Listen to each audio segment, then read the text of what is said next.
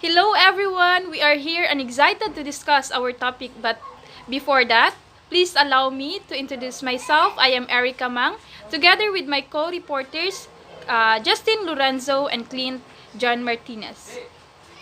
Our topic is about preschoolers and physical development. Objectives.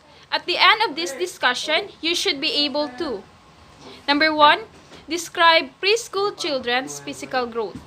Number 2, identify the different gross and fine motor skills. Number 3, draw implication of this concept on physical development on teaching preschoolers.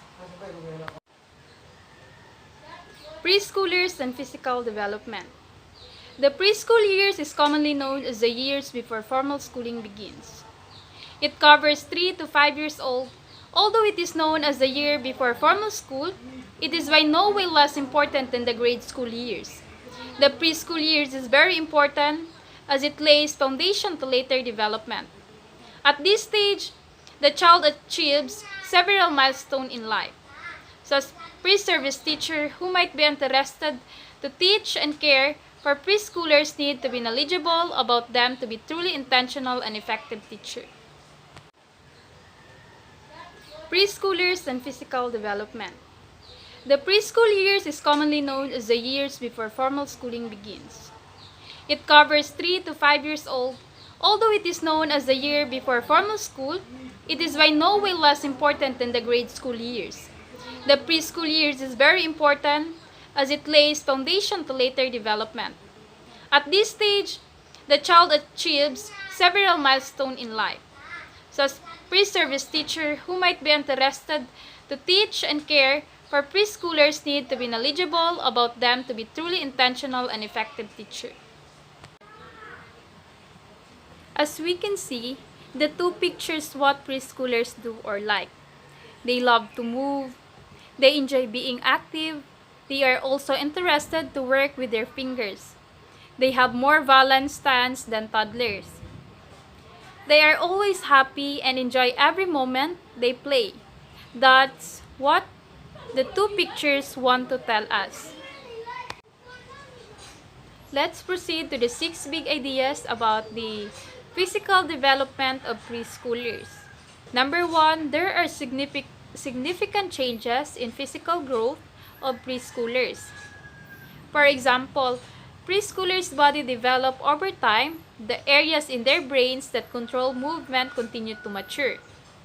Their gross motor skills such as running, jumping, throwing, kicking, and skipping, and their fine motor skills such as the drawing and cutting are changing. Number 2, the preschooler physical development is marked by the acquisition of gross and fine motor skills. Number 3, preschooler can express themselves artistically at a very early age. The best way that kids express themselves is through artistic means. Painting, finger painting, drawing, sketching, coloring, and writing all have been proven to provide a solid outlet for many of the strong emotions that children deal with. Number 4, proper nutrition and the right amount of sleep are very important for the preschoolers. Why is it important to a preschoolers have a right amount of sleep? Because sleep is an essential part of everyone's routine and an indispensable part of a healthy lifestyle. Studies have shown that kids who regularly get an adequate amount of sleep have improved attention, behavior, learning, memory, and overall mental and physical health. Number 5, caregivers and teachers can do a lot in maximizing the growth and development of preschoolers. Number 6, preschoolers with special needs inclusive classroom can thrive well with the appropriate adaptations made in the classroom, materials, and activities. Next is the significant changes in physical growth. Physical growth increases in the preschool years, although it is much lower in pace than in infancy and toddlerhood. At around 3 years of age, preschoolers move from the remaining baby-like features of the toddler toward more slender appearance of the child. The trunk, Arms and legs become longer. The center of gravity refers to the point at which body weight is evenly distributed. Toddlers have their center of gravity at a high level, about the chest level. This is why they have difficulty doing sudden movements without falling down. Preschoolers, on the other hand, have their center of gravity at a lower level, right about near the belly button. This gives them more ability to stable and balance than the toddler. The preschooler moves from the unsteady stance of toddlerhood to more steady bearing. They no longer toddle that wobbly way that toddlers walk. This also allowed the preschooler to move more successfully than the toddler. Some say that later part of the preschooler years, around 5 or 6, is the best time to begin learning skills that require balance, riding a bike or skating. By the time child reaches 3 years old, all primary or deciduous, or what are also called baby or milk teeth, are already in place. The permanent teeth, which will begin to come out by age 6, are also developing. The preschool years are therefore a time to instill habits of good dental hygiene. Next, gross and fine motor development. Gross motor skill development involves the large muscle. These gross motor skills are categorized into three: the locomotor, non-locomotor, and manipulative skill. 1. Locomotor skills. Locomotor skill enable children to move through different environments, moving their body from one place to another. Locomotor skill are walking, running, jumping, and skipping. Number 2, non-locomotor. Non-locomotor ones are those the child stay in the place, like bending, stretching, turning, and swaying. Number 3, manipulative skills. Manipulative skills are those that involve projecting and receiving objects, like throwing, catching, bouncing, and kicking. Preschoolers are generally physical active. Level of the activity is the highest around 3 and become a little the preschooler gets older. Preschoolers should be provided with a variety of appropriate activity which will allow them to use their large muscle. Regular physical activity help preschoolers build and maintain healthy bones, muscle, and joint. Control weight and build lean muscle, prevent our daily hypertension, reduce feelings of depression and anxiety, and increase capacity for learning.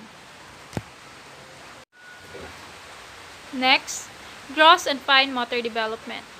Gross motor skill development involves the large muscle. These gross motor skills are categorized into three: the locomotor, non-locomotor, and manipulative skill. 1. Locomotor skills. Locomotor skill enable children to move through different environments, moving their body from one place to another. Locomotor skill are walking, running, jumping, and skipping. Number 2, non-locomotor. Non-locomotor ones are those the child stay in the place, like bending, stretching, turning, and swaying. Number 3, manipulative skills. Manipulative skills are those that involve projecting and receiving objects, like throwing, catching, bouncing, and kicking. Preschoolers are generally physical active. Level of the activity is the highest around 3 and become a little the preschooler gets older. Preschoolers should be provided with a variety of appropriate activity which will allow them to use their large muscle. Regular physical activity help preschoolers build and maintain healthy bones, muscle, and joint. Control weight and build lean muscle, prevent our daily hypertension, reduce feelings of depression and anxiety, and increase capacity for learning. Preschoolers' nutrition and sleep. The kind of nutrition a preschoolers get has far-reaching effects on his physical growth and development. The preschooler's nutrition status is the result what the nutrients he or she actually takes and cracked against the nutrition requirements of his her age. Obviously, having too much or too little both have their negative effects. Here in our country, we can see the extreme of preschoolers not having enough food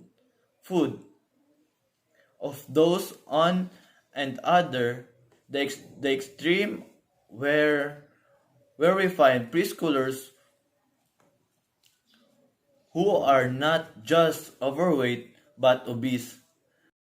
Each year, a team is put forth of fortified bread, milk, and even noodles aimed to address malnutrition among children. It is important of preschoolers to get sufficient among the rest and sleep.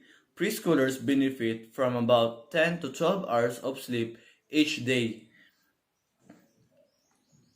It is when they are asleep and vital biological process that affect physical and cognitive development take place during sleep, especially in the dream state, rapid eye movement stage, growth hormones and release blood supply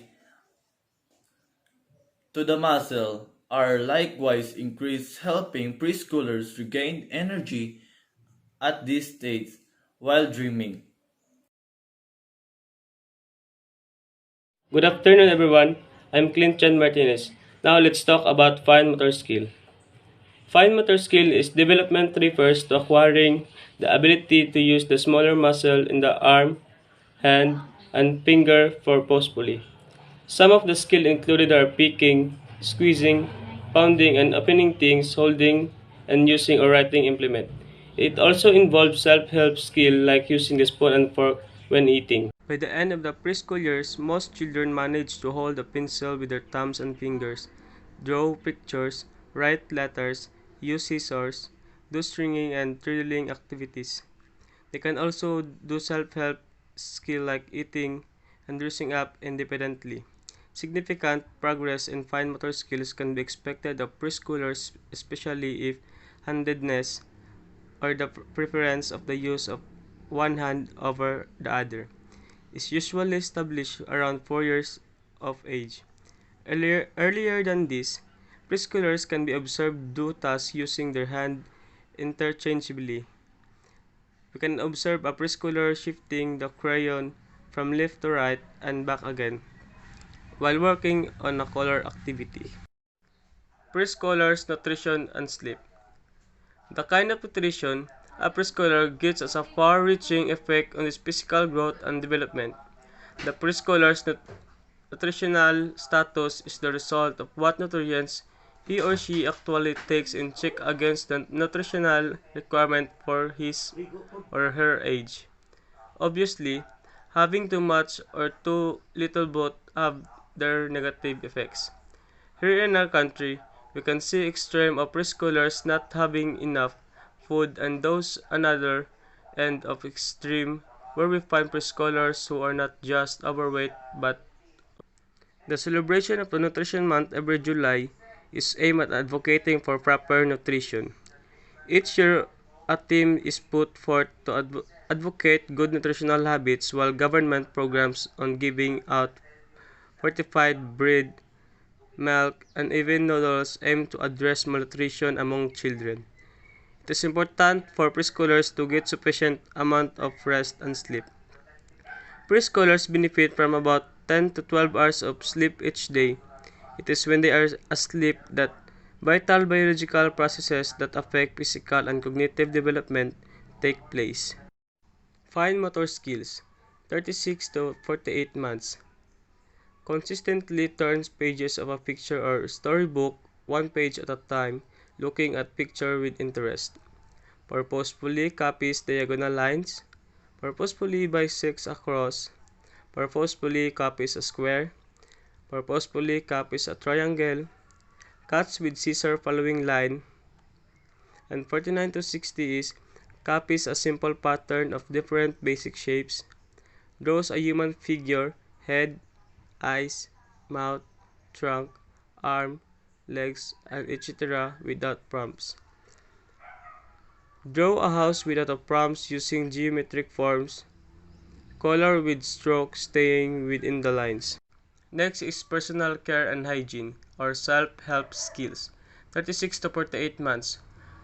Pours from pitcher without spillage, dresses without assistant except for button and tying laces, puts on socks independently. 49 to 60 months. Feeds self using finger without spillage, prepares own food, dresses without assistance, including buttoning and tying. Wipes or clean him or herself after a bowel movement, brushes teeth after meals without having to be sold, washes and dries face independently without having to be told. Next, the role of caregivers in the growth and development of the preschoolers. Optimum physical development of preschoolers is largely influenced by the supportive caregivers, parents, and teachers who provide a stimulating environment and appropriate activities for the children. If you have friends and relatives who are responsible for preschoolers, read and share the following tips. This collection includes those suggested by Lesia Osterich, MS Family, Life Extension Specialist, Human Development and Family Studies, Iowa State University. Or jump rope to music, teach folk dance and games, provide a balance beam, a tree for climbing, and a knotted rope suspended from a study frame. P is teach sack walking and twist in, statue, or freeze games to provide an outlet for their drive for physical activity. Next is play games that can teach right and left direction like Hockey Pocky, Labiloo, and Simon Says. Next is help children learn to use a pair of scissors by letting them cut up or coupons. For all preschoolers, letter A. Engage preschool children in simple games that involve running and walking. B. Provide them with toys for catching and throwing such as soft, large balls and bean bags. C. Have balancing activities for preschoolers. Use low balance beam and lines on the classroom floor or playground. Montessori schools have blue or red lines on their preschool classroom floors. D. Allow opportunities for rough and tumble play like a grassy area or soft maze. Keen observation and monitoring is, of course, expected to keep them safe from injury. Letter E. Ensure that preschoolers get enough rest and sleep. Setting a routine for bedtime is ideal. Letter F. Model good eating habits to preschoolers. Encourage more fruits, vegetable, water and fresh juices rather than the processed foods, sugary snacks, and sodas. For 3 years old, letter G. Encourage development of hand-eye coordination by providing large button or old beads to string on a shoe base. Letter H. Play ball show children how to throw, catch, and kick balls of different sizes. Show children how to hop like a rabbit, tiptoe like a bird, waddle like a duck, slither like a snake, and run like a deer. Letter J. Encourage free expression in art project. Avoid asking what. Children are drawing 3 years old may not know or care, but simply enjoy the processing of drawing. Letter K. Provide a variety of art experiences. Make play-doh, create collages from magazine pictures, fabric wallpaper, and newsprint. Encourage children to experiment with new media like wire and cork soda straw string, or teach children to mix different colors with paint. For 4 years old, letter L, encourage physical development, play, follow the leader, pretend to walk like a various animals. Letter M, set up an obstacle course indoors with challenges such as crawling, climbing, leaping, balancing, and running across stepping stones. Letter N, encourage walking with a beanbag on the head. For 5 years old, letter O, encourage body coordination and sense of balance by playing follow the leader with skipping, galloping, and hopping skip. Letter P, teach sack walking and twist in, statue, freeze games to provide an outlet to their drive for physical activity. Letter Q. Play games that can teach the right and life direction like hockey pokey, lubilu, and Simon Say. Letter R. Help children learn to use a pair of scissors by letting them cut out coupons.